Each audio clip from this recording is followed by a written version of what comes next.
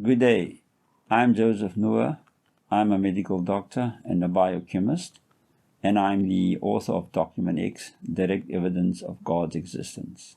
To provide a conclusive answer that there's really a conscious creative power that exists, we need to put aside our traditional arguments and counter-arguments. We need to come up with a radical new approach, a new foundation, a fresh approach. Now, my strategy is this.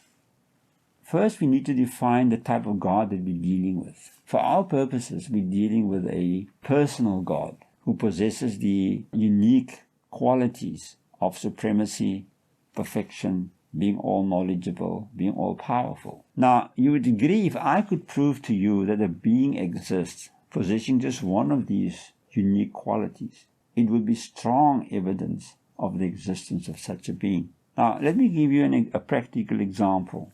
Consider an electron, a subatomic particle. Now, an electron has specific properties. It has a particular spin, a specific mass, and a specific charge. Now, no scientist has seen an electron, but no scientist denies its existence. Because if they detect a particle revealing these properties, it would be positively identified as an electron.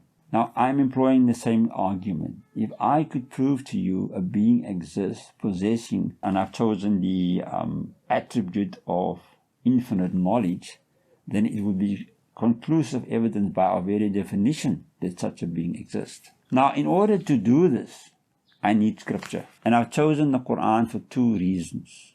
One, I know it better. And two, there are over 700 scientific verses in the Quran. Now, let me say from the outset that if you are a Jew or a Christian or a Hindu or belong to any of the other major religions, don't close your ears. I'm not undermining any of the other religious books. I'm not putting the Quran on the pedestal. In fact, the Quran tells us that the essential message given to Muhammad in the form of the Quran was also given to the former prophets, Moses, Jesus, Abraham, and so on. So, if I'm going to tell you about the amazing scientific accuracies in the Quran, then these truths should be traceable to the original Torah, the original Gospel, the original Gita, and so on. If you are an atheist also, please don't close your ears, because I'm about to provide you with irrefutable evidence of God's existence. And I think it's from this universal perspective that you should view my argument, not from a restricted Quranic Islamic sense. Please keep holding this in mind as the argument proceeds. Now, if you study the Quran, you'll find that it explores the major branches of science and the fundamental principles governing it. It refers to ultra-modern concepts, such as the unitary origin of the universe, the violent temperatures that prevailed in the beginning, cosmic expansion, the early gaseous phase of the universe, genetics, biology, evolution, Einsteinian concept of gravity, and many more. So the book is making a statement. If these truths, these ultra-modern truths, was non-existent at the time of the revelation of the Quran 14 centuries ago, then one is compelled to invoke some kind of a superior mind to explain these modern truths. Some of these truths were only discovered a few centuries ago, some as recent as a few decades ago. In chapter 482, the Quran states, "Will they, the skeptics, not then examine the Quran? If it was from any other than God, they would find in many a discrepancy."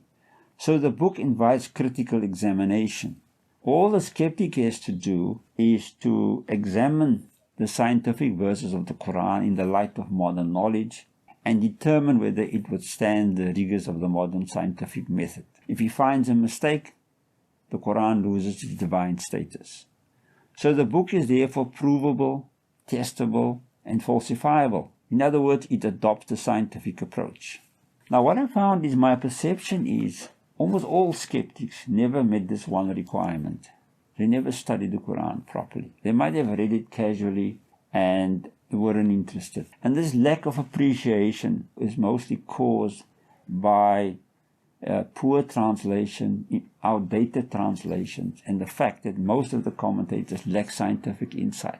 So they couldn't extract the powerful scientific message from the Quran. And skeptics who read these translations, they weren't impressed. Now, the Quran doesn't make vague statements like the prophecies of Nostradamus. Rather, it expresses in precise scientific language its superior knowledge of the universe, revealing its deep secrets. Now, of course, there's going to be challenges, and the most common form of criticism is manipulation of the Arabic text. Now, the book is remarkable in the sense that it anticipates this. In fact, it formulates all the types of criticism that can be thrown at it and answers in an irrefutable manner. But we can explore this towards the end of the series.